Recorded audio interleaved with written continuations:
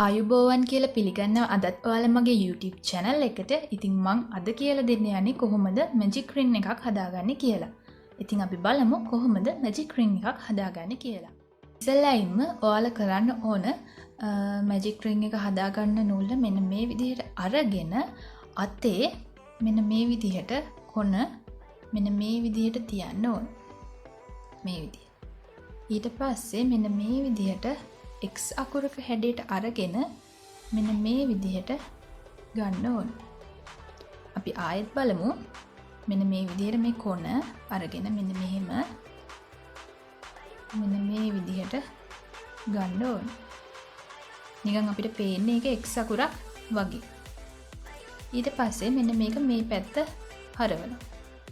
හරවලා අපි කටුව භාවිතා කරලා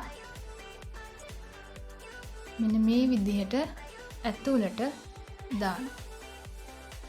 මෙන්න මෙහෙම කරකවලා මෙන්න මේ අපි ගත්ත නූල ඇද්දලා මෙන්න මේ ලූප් එකකින් මෙන්න මේ විදිහට ගන්න ඕන. ඊට පස්සේ අපි ඇත්තෑරියාම අපිට මෙන්න මේ විදිහට magic ring එකක් ලැබෙනවා. එතන ඔයාලට කොහොමද magic ring එකක් හරියටම හදාගන්නේ කියලා පැහැදිලි වෙන්න ඇති.